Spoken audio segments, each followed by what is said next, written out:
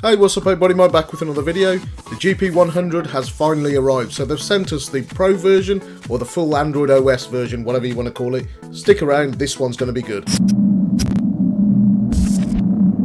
So guys, just before we begin, let me just give you a quick overview of what this projector actually has to offer. It's got a native HD resolution of 1280 by 800 pixel, which makes it a WXGA projector that can play natively 720p. It's got 97% LED illumination efficiency and a peak brightness of 380 lux, contrast ratio of 3000 to 1 and a static dynamic range of 10,000 to 1. It will support 1920 by 1080p, but not at native resolution. The projector does come packaged really well, so international shipping, not a concern. Full foam packaging on the top and on the base. Now, as far as what you get with the projector, you get a VGA cable, you get your power adapter, audio video cable, and a pretty useless instruction manual, and they even include a cleaning cloth. The GP100 comes with a small functional remote control, but I do wish that they would actually include a full-size remote control like this one found on the CL760. But one good thing, it's got a flip button right there on the remote control, really useful. So here you go guys, first look at the GP100, and it looks pretty cool. It's got a much nicer design, and it's quite striking,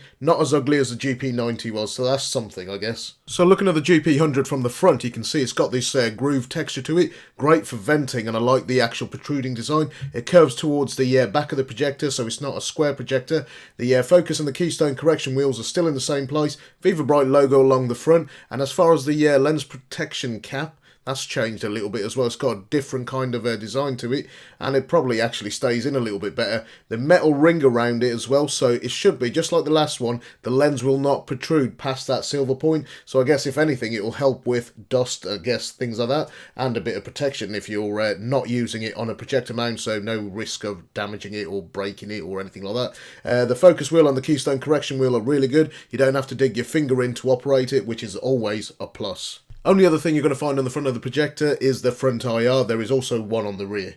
So coming round to the left side of the projector, on the upper part it's got one kind of cutout, on the lower part it's got another. On the upper part you can see the big old heatsink and all the fins, and I quite like the actual striking curved design. Again, now you look at it from this angle, plenty of heat dissipation going on here with all the cutouts and the venting, so long sessions of movie nights and things like that, not a problem. Now this is again something that the GP100 does better than the GP90. The way that the keys are designed, your finger kind of sits in the centre. It actually goes in a little bit, almost like a dent. Now in the centre of it you'll find your select key with cross-directional selection buttons with a chrome trim. Now you've got your return key, your sub-menu key, your power on and off, and your select key. Now I'll go out on a limb here and say that the buttons feel a lot more durable as well. Now before I show you the actual rear port selection, just remember there's two versions of this projector. I'll link them both in the video description.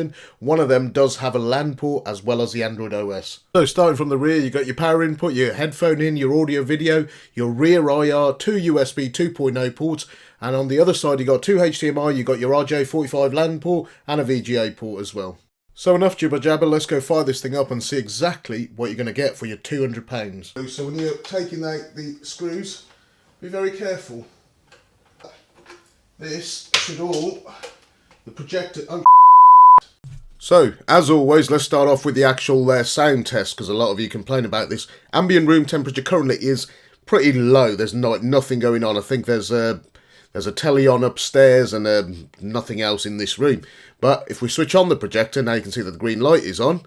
The temperature, I keep saying temperature, sound, noise level, it tops out around 37. Now the GP90 used to top out at a 42, so they have actually improved on the actual output of the noise, so that's not bad at all.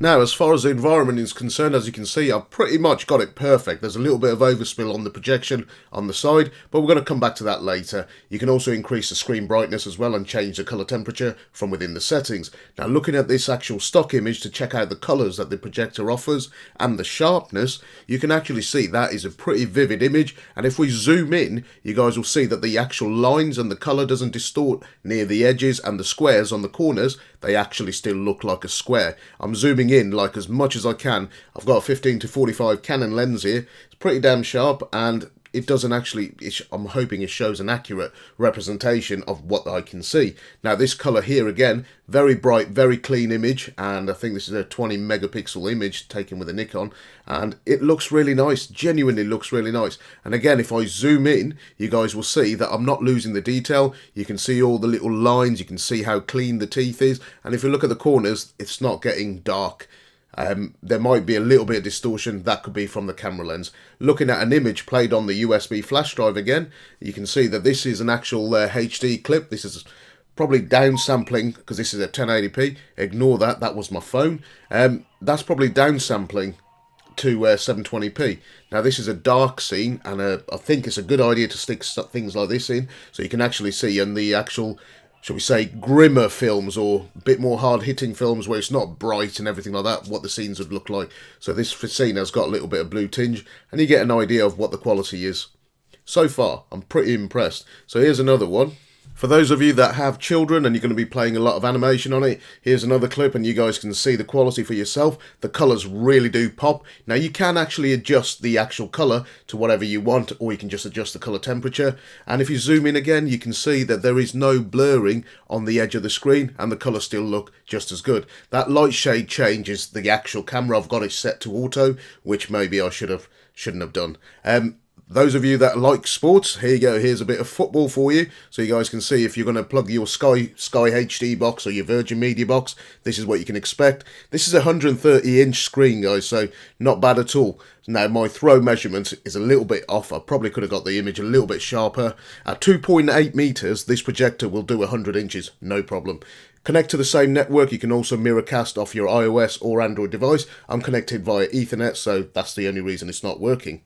Now, from within the settings menu of this projector, there are some really good options. You can change your resolution from 1080p, 50Hz, 60Hz, depending on where you are in the world, which is really nice, or you can just leave it on the stock auto. Again, you have also access to a whole bunch of other stuff, like screen positioning, which will actually shrink from the top and shrink from the side. HDR on and off. You've also got Daydream, so you can actually change the screensaver on the projector. You've got Dolby sounds, you've got digital sounds, and your system sounds. You can control all of that good stuff as well. And quickly touching on the storage options, seeing as we are working with Android, you got a few gigabytes of spare storage, but if you can see my SanDisk USB flash drive, and you can choose to actually save apps straight to that flash drive if you leave it plugged in, so not bad at all. And the only other thing worth talking about is within the menu, you've got HDMI self-adaptation, so which basically means refresh rate, so if you want to utilise that function, it's there. Now, on some projectors, downloading apps like Netflix and Kodi especially, because of the Android version, some of these DLP projectors or LED projectors are running on Android 4.1 or something like that. This one's running on Android 6.1, so you can actually go onto the Google Play Store and download Kodi without having to flash it from a flash drive or anything like that. It's right there. Now, services like Netflix look pretty damn good as Netflix video quality is going to look like, 720p. Now, there are tweaks you can do to improve the quality of Netflix. As for the colours, you can tone down because it looks a little bit oversaturated, but you can change the colour temperature to correct this. Now, as far as the projector menu, not much has changed since the GP90, but everything that you do need is actually right there. So again, functional, very simple, and you can actually update this projector via USB flash. I will actually hit you up with a link in the video description. And just to prove to you guys that Kodi you can actually download from the Google Play Store and install. This is Kodi 17.4, I believe is the current one. Yes, it is. There you go. Now, this is downloading and is preparing for its first run. I just want to show you guys that it actually works, so you can download whatever build you want, get whatever repositories you want, you know, just do whatever you want with it. It works. And let me just move up and down so you can see it runs smoothly. It's nothing wrong with it whatsoever. So those of you that want to use Kodi on this projector without an Android TV box anymore, just use the projector, no cables. Brilliant.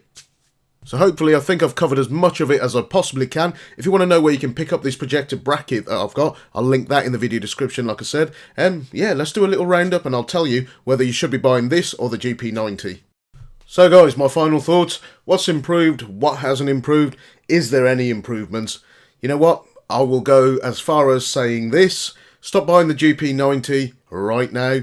Now, as far as the price difference between the GP90 and the GP100, the standard version, there is next to nothing. Now, GearBest are doing that. Both of those projectors, I think there's about a $15 to $20 difference. For the money, buy the GP100 every time. If you can stretch to it and you actually want the full Android experience, get the GP100 up. That is my recommendation, and I promise you, you will not be disappointed with this projector. Links are in the video description if you guys want to check it out. A lot of you are also eager about who won the GearBest DLP projector giveaway. I will be announcing the winner on a little video on Friday, tomorrow at 12 PM UK time GMT. Make sure you got notifications turned on, make sure you subscribed, I'll catch you next time, and good luck.